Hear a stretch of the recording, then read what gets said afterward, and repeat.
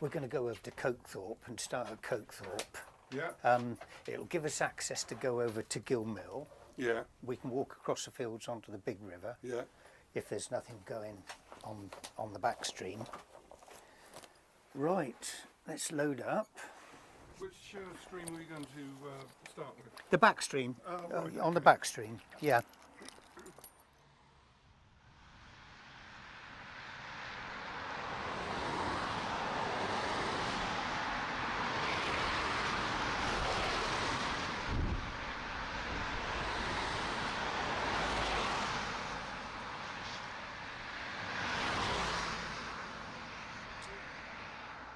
I've fished the Windrush for something like 68 years, and my early memories are catching minnows with a bamboo rod and even with a jam jar when I was very small.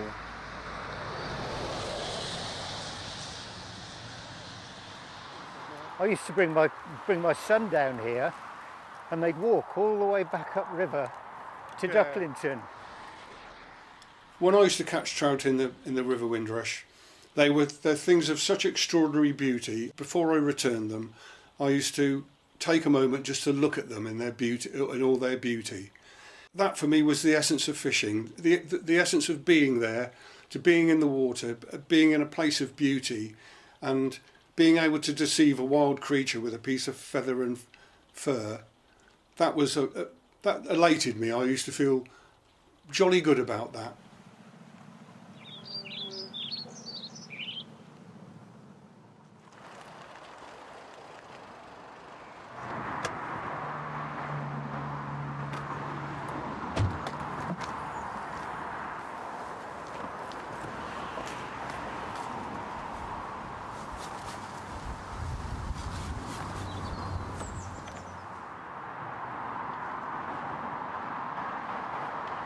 In this country, we decided that we wouldn't have bathing quality water on any river. If you go across Europe, you'll see it's commonplace. People have the right to swim in the rivers. It's more than that. It's about the right to be able to use the river safely.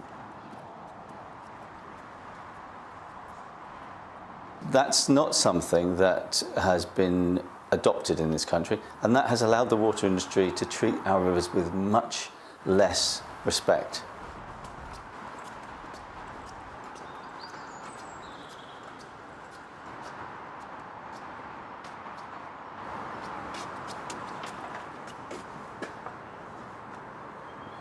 The stream that you can see behind me is coming from and parts Whitney Sewage Treatment Works. There's a fungus, which is a bacteria that's growing, that indicates that untreated sewage has been flowing for a long period of time. So that will contain hormones, chemicals, drugs, bacteria like E. coli. We are seeing the slow destruction and the fast destruction in some cases of the ecology of that river.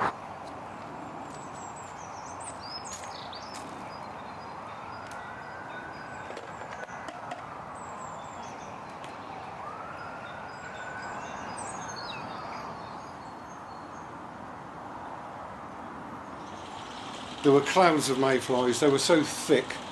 Like a snowstorm. Like a snowstorm. And the trout would go absolutely bonkers for them.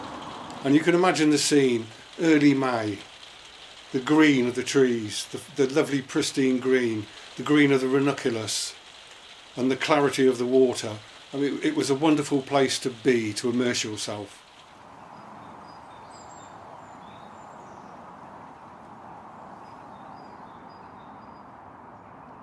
The number of pollutions committed by Thames Water in the time it's owned the business is huge, and a tiny, tiny fraction have been prosecuted. You have to remember that they're a monopoly. They've got no competition. They do what they want. The pure business of the water industry is only interested in making money. And in making money, it's adopted a policy of not fixing things that need fixing and just trying to cut corners. All right, so here we now are down at the confluence of the Colwell Brook, which is coming in over here, and the Windrush running behind me. Where we are now is about 1.3 kilometres from the sewage treatment works where this stuff is getting chucked into the brook. So you can see behind me that that's quite a sizable watercourse now, and you can see the extent of it. It's still loaded up with sewage fungus and fine sediment. This should be clean gravel. There will be fish coming up here soon to spawn. They will be spawning not on clean gravel but into fungus and fine sediment, and they're fry not going to survive this. You know about the pollution, do you, on the river? I'm talking almost daily to dog walkers who walk along the side of a brook through which both treated and untreated effluent end up in the Windrush. And these people don't see or realise that the river is poisoned.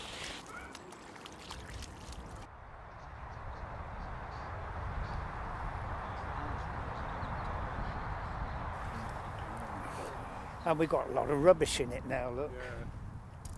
To have a river destroyed in front of my very eyes, it's a painful thing watching it's a living thing, a thing of beauty, a river. This should just not happen.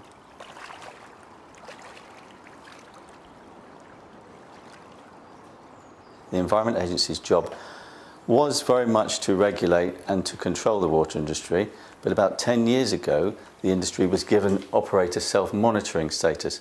It monitors its own effluent standards.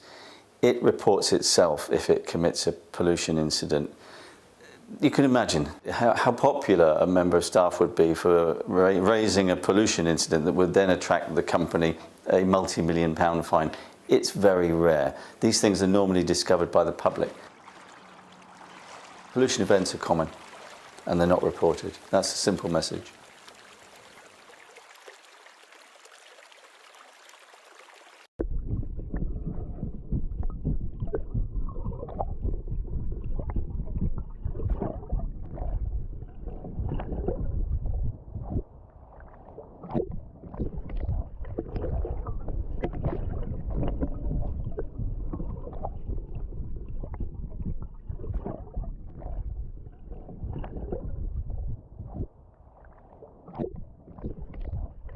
I'd like to say that I've got my father's ashes at home, and I'd planned, after discussion with him, to drop his remains along the River Windrush from Ford all the way down to Witney. So when I was fishing in the water, there would always be a couple of molecules of him with me. But I just would not dream of putting his mortal remains in the River Windrush in its current state. There were little boathouses on the river there when I was a kid. Oh, really? Yeah. No, I don't remember that. And lovely gravel bottom. We spent a lot of time in the river. I think I can remember the moment that this really came about. I was looking over the bridge at Whitford into the Windrush and just thinking, what on earth has happened to that poor river? People used to travel for miles around to come and fish this. It used to look like an aquarium.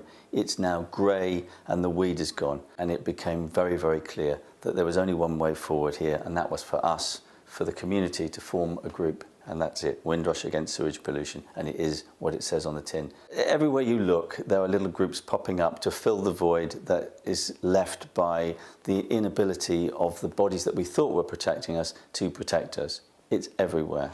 Now we're filtering this bucket full of water, invertebrates and goo to try and get as much of the goo out as we possibly can. So we're just left with the invertebrates. This can't be true. There's 2 gammas.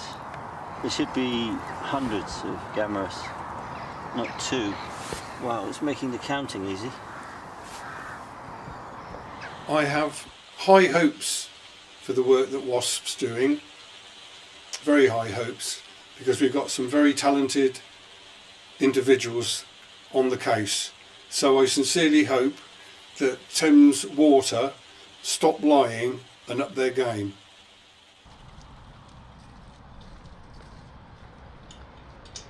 For this to change, you've really got to look at what would affect the industry. What do they respond to? They respond to money. If the industry had to pay per litre or per tonne of untreated sewage on an increasing scale over a number of years, you can bet that they would find a way to fix all of these things that they say are so difficult. They would fix it, because that is the nature of private industry. It will find solutions, but you have to give it the incentive.